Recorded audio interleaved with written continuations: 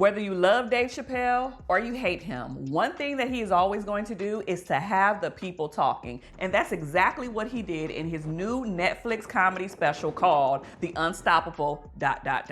Before we get into it, I need for you to put in the comment section, what did you think about this comedy special? Some people loved it, some people hated it, but what do you think? Put it in the comments because we got a lot to talk about. Now, you can say what you want about Dave Chappelle because, you know, there's pros and cons when it comes to him, but one thing that he is great at, and that is storytelling. He is a masterful storyteller. I don't think there's anybody else that I can think of as a comedian who can interweave Charlie Kirk, MLK, Stevie Wonder, Diddy, Bill Cosby jokes, Jack Johnson, John McCain, Trump. I mean, he intertwined all of these different people, all of these different stories, and it actually made sense towards the end. He was telling jokes, but not really telling jokes, if you get what I'm saying. Now, obviously, as comedians, there have been so many different comedians who talked about how now the landscape for comedy is very different in regards to how it used to be. Anything used to be fair game, right? And like as a comedian, you can say what you want to say and do what you want to do, and nobody was really going to trip on you because that's just a part of your bit. Now, because things are a lot different, I think there's a lot of censorship that happens in comedy. And it puts comedians in a very sticky situation because they're like, am I just gonna have fun, tell these jokes and make people laugh? Or am I gonna tread lightly around certain issues, around certain demographics and certain people? This is when he knows that he was basically canceled for the transgender comments that he made previously, I think a few years ago. But he still included that in his bit on this comedy special. And I think that it is his way of being like, nanny, nanny, boo, boo, y'all can't tell me what to do. F y'all, I'ma say whatever I wanna say. Like Dave Chappelle is just that guy. He does not give a care anymore. I'm not saying that it's right, but it just shows that he's gonna consistently say the things that he wants to say, even if the greater community, his fan base, or even the world has a problem with it. There was some things that he probably should have left out, right? The whole transgender joke about that person dying with the falcon and all of those things. It's like, did you really need to include that in there? But he did. A lot of people all over social media had a problem with that. This is where it went left on social media because a lot of people had questions of like, why do you keep hammering in on this, going all in on this topic? You can find 1,000,001 things to talk about. Why do you have to keep landing here? I'm being honest, I think he's gonna keep on doing it because he knows it's going to get a rise out of people. And if you think about it, regardless of if you love him or you hate him, people ran to watch his special. That's why it wound up being #1 almost immediately, because people were waiting to see what he had to say. Whether that was something that they can agree with or something that they could disagree with. Either way, he was making money and it put it in #1, and now it's probably gonna be at #1 for a while. I think this comedy special was very layered. It was so much to unpack. And I found myself being like, whoa, this is very interesting that he took this route and this perspective. Every single thing that he talked about was very timely. Charlie Kirk, that incident is very timely, right? Whether you agree or disagree, how he interwove the MLK situation, the whole thing about Diddy. We all know that there is a documentary that 50 Cent produced that just came out at the time of this video, maybe like a few weeks ago. So these things are very fresh in our minds, the audience's minds, and everybody. So to throw those in there felt very timely and trendy. The part that I was like, you probably could have left that out was the whole Cassie part. I know, y'all are probably feeling some type of way about it, but I did do a review on the documentary. I did multiple videos on Diddy that I'll link up here and put in the description. So after you watch this video, go ahead and check out my perspective on that as well. But just leave Cassie alone at this point, right? Like, sis is trying to live her own life. She is married with her own kids and just trying to get past all of this stuff, and she keeps coming up. And I read online too that there was a lot of people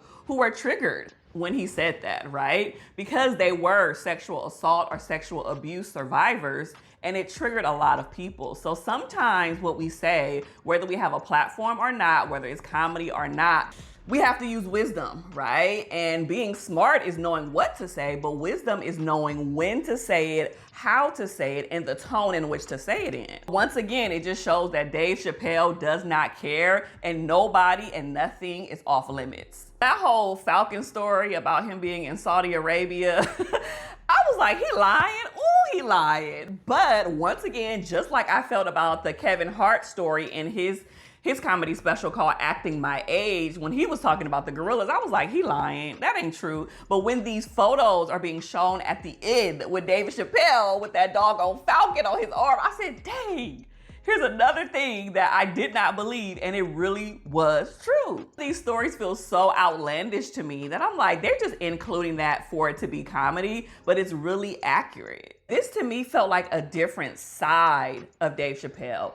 We know that he can get real raunchy. We know that he can go to the gutter. You know, as people say, if you go low, we go to the hell. Like, we know that he can go to hell with some of his comments. He can get really low and really raunchy and really go all in. And I felt like, in a sense, he had restraint in some of the things that he chose to say. And he was kind of censored in this.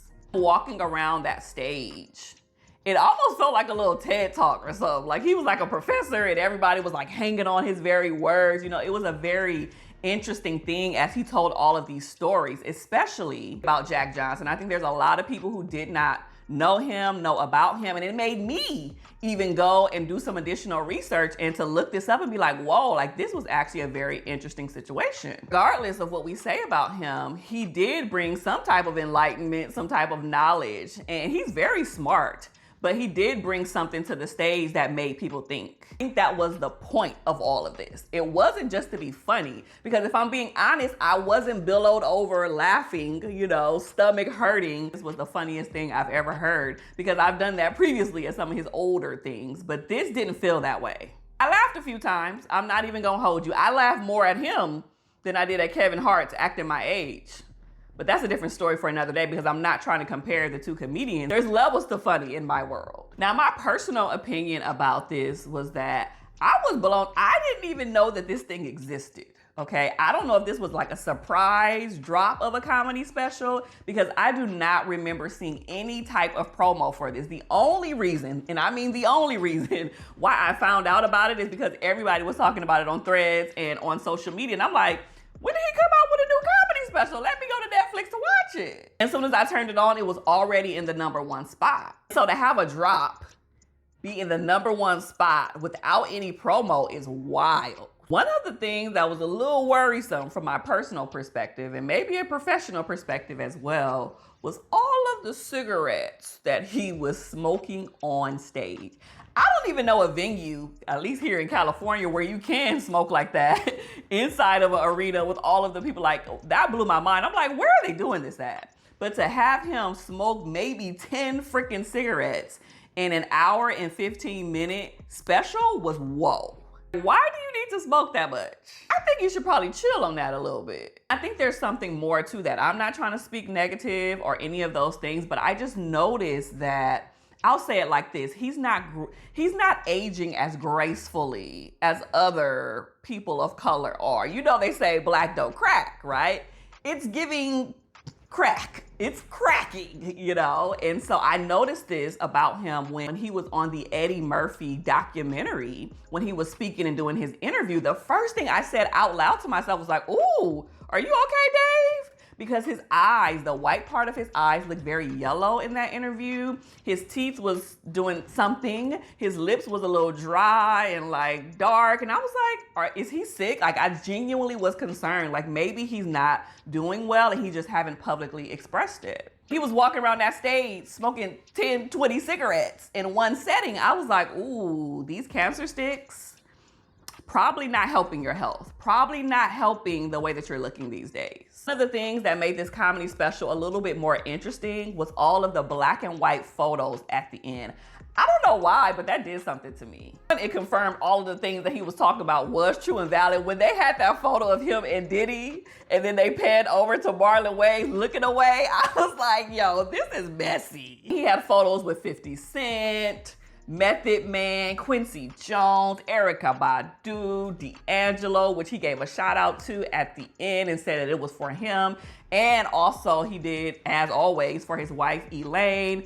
I mean, those powerful photos at the end was like, whoa, like he's really had a life. Also, something about it felt a little sad or tragic. He talked about being concerned how Charlie Kirk passed away and how it could basically happen to him too, I was like, the way you moving and the way you shaking, you're not wrong, right? And then seeing all of the photos at the end, I was like, ooh, this gives me like something could potentially happen. And I'm not trying to speak ill or something negative because God forbid, you know, I wouldn't want that for anybody, but it just felt like he was speaking about something that could be looming, right? Just like how he talked about Dr. Sabi and talked about Nipsey and them creating documentaries and then they wound up dead and all of these things happening. Like there are things that happen, I genuinely believe, behind the scenes that are very intentional. And sometimes it takes someone to speak up, to mention these things, to say these things. But when they do, they put like a target on their back. And I'm not saying Dave Chappelle got a target, but I'm saying he probably should move a little more cautiously and maybe beef up his security. Thank you so much for watching another review on my channel. Please do not hesitate to like, comment, and subscribe. And guess what? I'll see you in the next video. Be blessed.